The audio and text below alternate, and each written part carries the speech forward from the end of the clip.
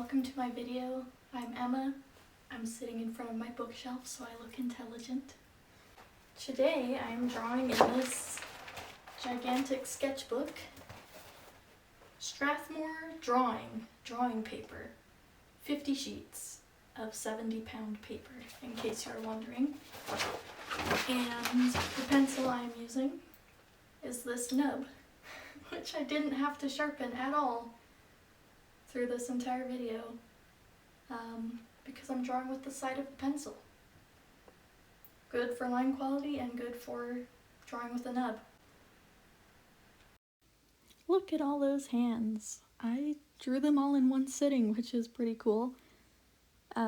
It felt like I had been drawing for an hour, maybe an hour and a half, but when I look back at the footage, I was only drawing for 33 minutes. So that was 3 minutes per drawing on average. And if someone would have told me, okay, sit down and do 3-minute gesture drawings of hands, I would have freaked out because I can't do that. That's not enough time. But yeah, I was on a roll. I think they call it a flow state. It might have been that. Yeah, it just felt really good. Yeah, overall, I'm really proud of these drawings. These are the best hand drawings I've done yet. The whole page looks nice. Looking at them close up, I like the line quality. The line quality today is just perfect. I could feel it while I was drawing. It was great. The structure on some is lacking, structure and proportions, but that's okay. I mean, these are basically gesture drawings, and I will get better by doing more drawings. It's funny watching myself draw, like all the weird little hand motions I do. I edited most of them out because the video is already quite long, but I'll swoop my hand and like continue the movement off the page, which is kind of funny. I started watching art YouTube again. It's been a while. Lately I've been watching more instructional videos, but just to relax I was watching Sketchbook flip-throughs and videos like that. And unfortunately, it made me feel worse about my art. This is a very common experience, but I just started comparing and looking at these beautiful sketchbooks and then looking at mine. And I love the sketchbook I'm drawing in. I'm very proud of it. And I understand that even if I showed it to someone, they might not see the skill and how hard I work on it, because it's not very flashy. But that doesn't matter to me. I'm proud of my work in this sketchbook and I really like it. But after watching all these really presentable sketchbooks, I just started to kind of feel like, oh, maybe I should be working more in color. Maybe I should be doing more finished illustrations. Maybe I should be exploring my creative side more than I am. And in my other sketchbook, I actually tried to get into color a bit more. And it is good for me to try new things. I'm not saying like, oh, I've been manipulated by YouTube and this was a mistake. But I also did realize I just really like black and white drawings. I love pencil drawings. Most of the art that inspires me when I'm looking on Pinterest is black and white drawings. Like, that's what I like. So I shouldn't feel bad that I'm not doing these really colorful, whimsical illustrations, because that's not authentic. That's not to say I'm not going to do colored illustrations occasionally. I just don't enjoy it as much, but maybe it's something I need to practice a bit. This sounds very like I'm contradicting myself, but I'm just, trying to let myself do what I like without worrying about how presentable it is, which is kind of ironic because then I sat down and I filmed this. But maybe it's like my way of saying not everything has to be flashy and presentable. This is my offering to YouTube and to you that this is also acceptable. This is also how you should be using your sketchbook, or could be. I shouldn't say should, because everyone's different. I guess maybe my reason for making this video is because I would like to see videos like this. Maybe this will be my niche, is kind of a cross between those instructional academic videos and then, just watching someone sketch in their sketchbook. Maybe I'm the combination of those two types of YouTube channels. Oh, I forgot to mention the pencil I'm using. I shared the paper, but not the pencil. This is a Prismacolor Premier Black. I wish I could, really recommend these. Luminance is a lot better, but they're just not as buttery. And you're probably thinking, well, how are they better if you don't like them as much? Well, these Prismacolor pencils just crumble when you sharpen them, and it drives me crazy. I thought they were defective, so I emailed Prismacolor and told them, and they kindly sent me another box, which I really appreciate. I didn't expect them to reply. And that box was crumbly too. I'm just like, why? Why can't they make things good quality, good wood, the lead centered in the wood, the lead all in one piece? Is it really that hard? I don't know. I just need to say that I am not picking on Prismacolor. A lot of companies are like this. They just reduce the quality of their products. I sound like an old person now. To deal with the crumbling, I sharpen these with an X-Acto knife, which is a little bit tricky. Sometimes I get lucky and there's a long section of lead that is fine and I can use a regular sharpener. I try not to sharpen them too much. Using the side of the pencil is actually really handy here. The lead lasts a really long time. Like I said, I did this whole page without sharpening the pencil, so that lowers the risk of it breaking.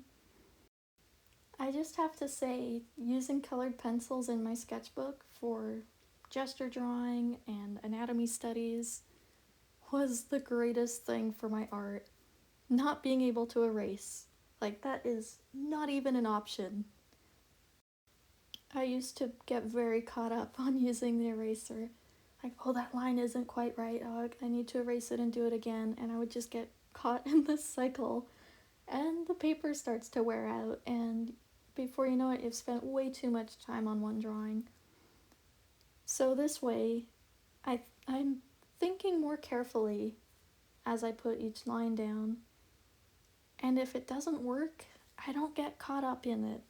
I can try and maybe fix it a little bit, but then I have to move on, and that's far better than beating one drawing to death. And it's also kind of like drawing on hard mode. I was drawing portraits with this pencil, and it is hard. And then I go sit down to draw on my iPad. I'm like, oh my gosh, I can just, select that and move it a tiny bit and make all these little corrections. But it's not, my drawings are still better because I've practiced with this pencil. Before I had done this kind of practice, when I would go to draw on my iPad, I would just create this mess because every line was garbage, and I'd say, oh, but I can fix it later. So then I had this absolute mess, and there was nothing that could be done for it because there was no foundation. Drawing with a pen also has the same benefits, but the trouble with pen is you can have good line quality, but it's a bit different. I like the pencil because you get that good variety of hard and soft lines. Another reason I like drawing with these pencils is because they're so difficult and so simple. When I do good work, it is 100% my hard work, if that makes sense. Just to pick on digital here, which of course I'm not picking on it because I do a lot of digital art. But there's so many tools that kind of prop you up sometimes. And this is such a primitive, simple tool that when things do work out, it's a real show of skill. Not to brag. I hope you know what I mean. Now I feel like I need to quickly humble myself by saying I suck at traditional paints. I love digital painting, and yeah, sometimes I feel pretty guilty about it, but whatever. I guess that's how I do things. I paint digitally and I like drawing traditionally. My goal with this video was to inspire you to draw in your sketchbook however you want, even if it's not the beautiful ways that you see on YouTube. And then I went and belittled anyone that doesn't use the exact pencil that I use. Did you notice yet that I didn't script this? I'm just rambling. Since I'm sharing the materials I used, I should also share the course I took, because I did not magically gain this knowledge on my own. Taking a course really helps. I feel bad recommending paid courses. I guess I should mention this is not sponsored. I took Steve Houston's hand anatomy or hand drawing course on New Masters Academy. Highly recommend anything from him. He is just amazing. When I was really little, I drew and made art just because I enjoyed it. But as soon as I was in school, I saw that I could get quite a lot of attention from my classmates and from my teachers for my drawings.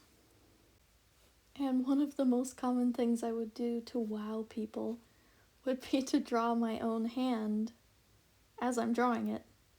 Just draw my right hand holding a pencil.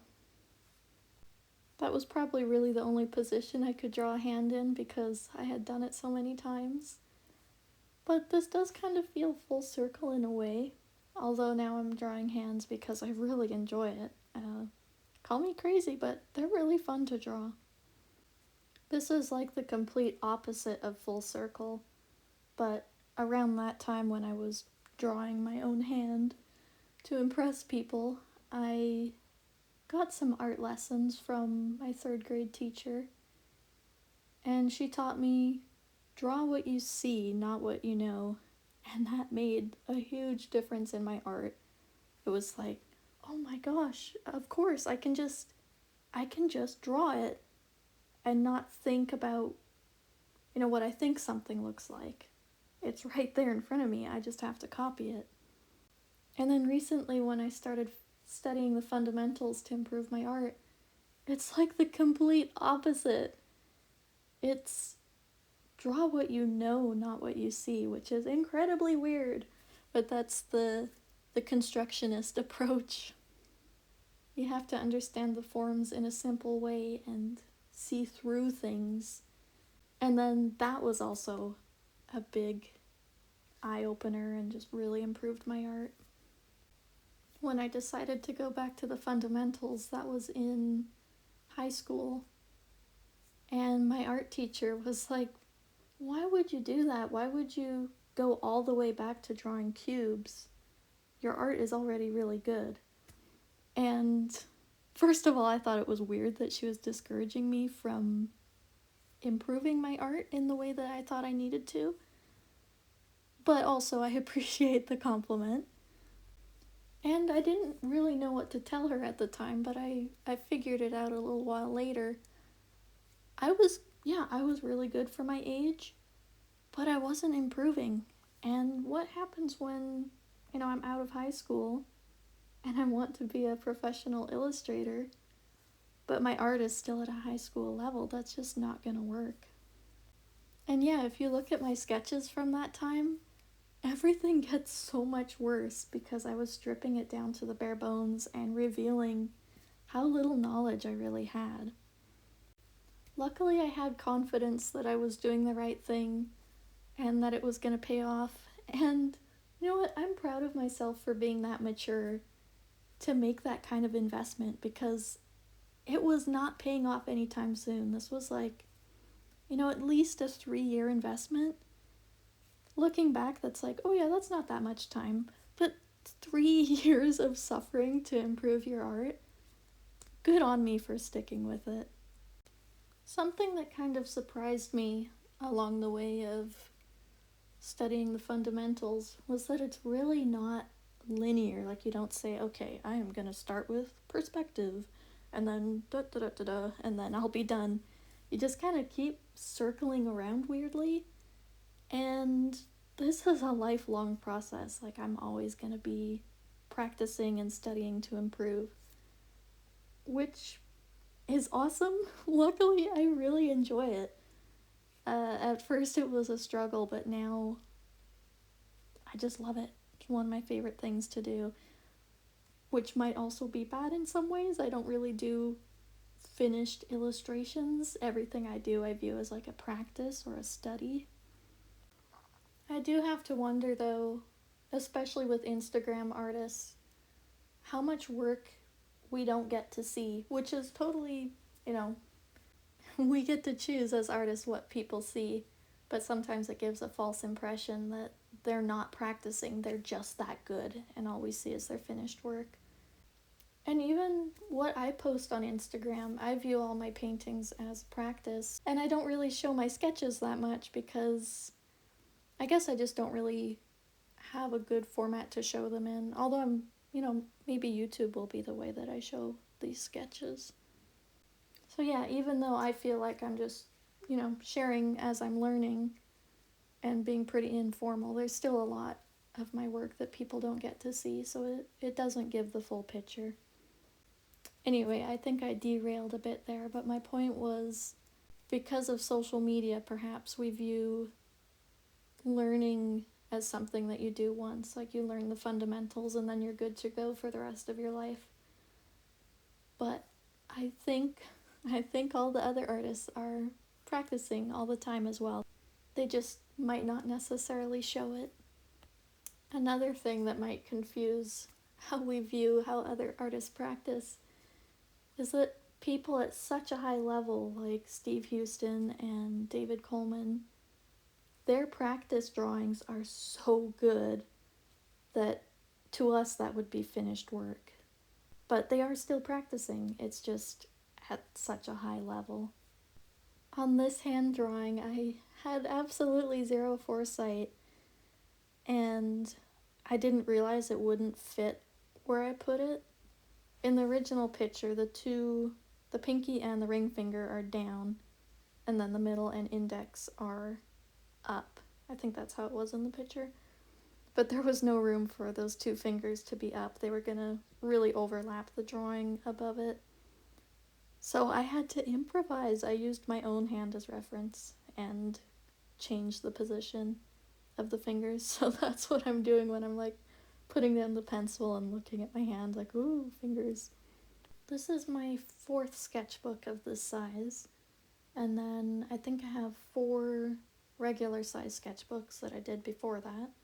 Maybe I should do some flip throughs of them on YouTube and like show the improvement over the years. Comment if that's something you'd like to see. I mean, I'm probably gonna do it, but help my YouTube channel, please comment. It's satisfying to finish a sketchbook anyway, but finishing these sketchbooks, I call them my student sketchbooks. Finishing one of my student sketchbooks, that is just so satisfying because they're so big. Like, I put so much into it and I learn so much through the course of one of these books. My only thought is that it won't be very flashy or colorful. It won't be at all. Just pen and pencil drawings, that's it. But hey, I'm making this video, and like I said, maybe there's some value to this kind of sketchbook content. Maybe there needs to be more of it. Well, I hope you enjoyed this video. Maybe it was like a nice little ASMR in the background as you did your own practice in your sketchbook. If you enjoyed this, I am active on Instagram, mostly posting paintings there at the moment. I have an Etsy shop where I sell my block prints and stickers, and I have a Patreon where I try and teach a little bit. That scares me to even say that I'm teaching.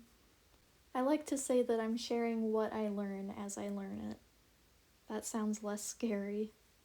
I know everyone says this, but here's that friendly reminder to subscribe, like, and comment. It really does help me out. Oh my god, everyone says that. But truly, I want to be a full-time artist, and maybe having a bit of success on YouTube and, driving traffic to my other income sources would be helpful. I don't know what I'm doing. My final message to you is to go draw in your sketchbook, whatever you enjoy, doing it for your own reasons and not worrying about how presentable it is to other people.